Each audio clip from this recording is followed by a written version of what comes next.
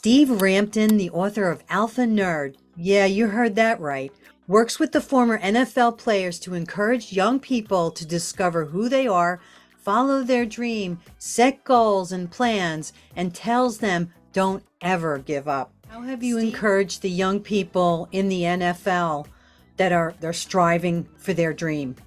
Okay, imagine there's 10,000 high school seniors in this room. How many of those 10,000 high school senior football players make it into the NFL? 10 10. of the 10. 10,000. Holy So cow. it's to say it's incredibly hard is like an understatement. Only 1 in 1,000, 10 and 10,000 actually make it in the NFL. So you got to keep that in the back. Now, a lot of people that motivates them. I have to do better, bigger, stronger, that sort of thing. But in others, it's like, well, I'll do the best I can, but I'm fighting against the odds. The odds are, because most kids do not make it. So I say encourage education is super important. I really respect the guys that don't drop out of college. Say you're in the draft and you get selected, try to finish the education. And you'll always have that degree. Again, they can never take it away from you. So pursue the dream, but be realistic. Only 1 in 1,000 make it. Give me a good story about somebody who you saw them, not thinking they were going to make it, but then God opened the door and they saw things happen. The best story is what's happening this season with the NFL. You have the coterie of people that are on the team. Okay, so you've got a roster of so many people. But then there's the practice squad, and then they have walk-on, like auditions for players. There's a record number of players from the practice squad and from the outside coming in to the NFL because there's so many injuries this year. So even though you didn't make it right away, you keep your body in shape, you keep in communication with the organizations who are maybe looking at you, because you never know. I mean, there's a kicker that I met that never thought he'd make it, but he kept doing it. And I guess 3 kickers on one team got hurt or injured or arrested or whatever. And he's now playing. So you don't give up, but you have to live your life also. So the dream can be delayed a little bit, but it's in their heart. And I say, keep at it. Mm-hmm. Well, let's talk about the men that you're working with from the NFL. Okay, there's Lee Rusan. Lee played for the Giants and Cleveland Browns. His mentor was Bill Belichick. People around here know that name very well. Lee is a speaker. He has spoken to over 1 million kids in the 20 years since he's been in the NFL. His ministry is called Move Your Chains.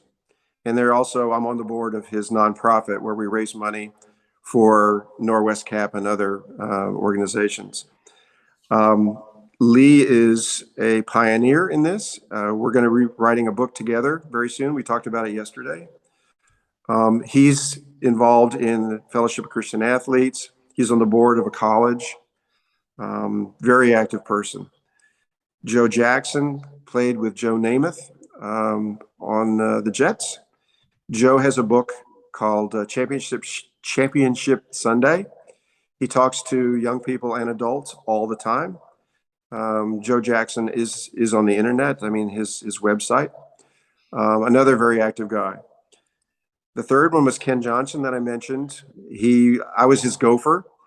He talks to young people all the time, and he's an amazing guy. This guy, he didn't really train to be an athlete. He grew up in Georgia, and his uncle and his father had a landscaping business. So he was out doing physical stuff all the time. He was an All-American basketball player and an All-American football player.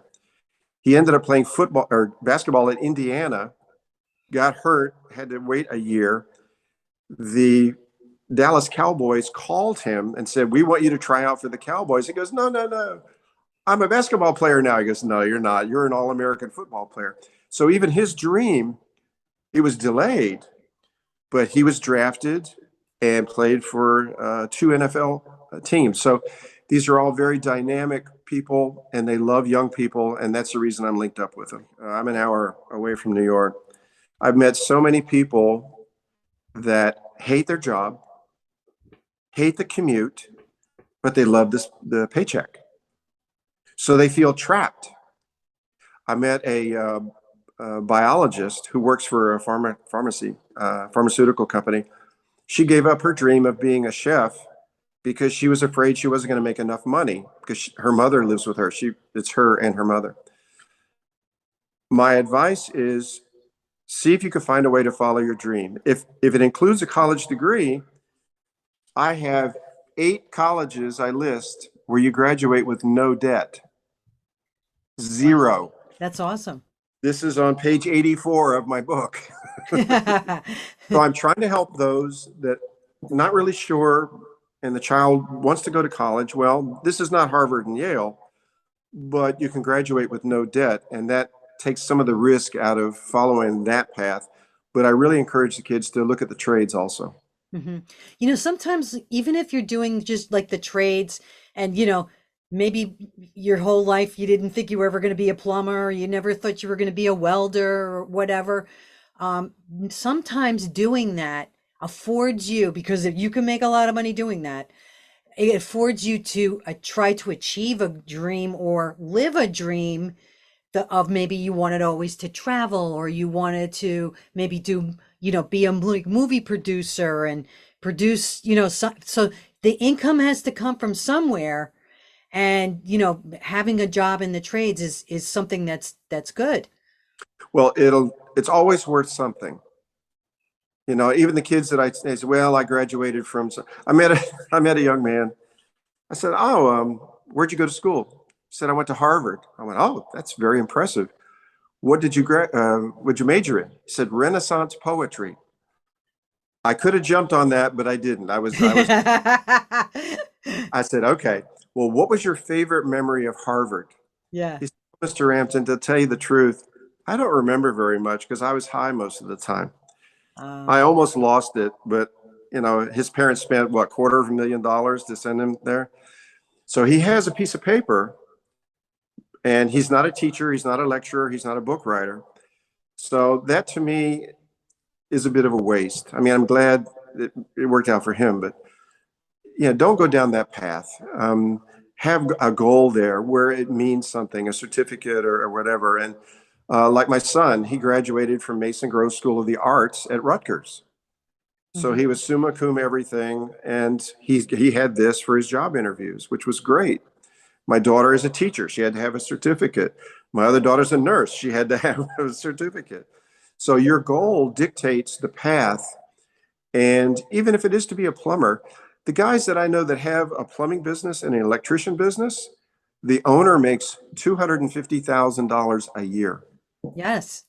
It's big money. It's huge money. You see So, them in big houses. I mean, oh yeah, they have beautiful homes and nice cars. my electrician drives a new Mercedes. I drive a 20-year-old Camry.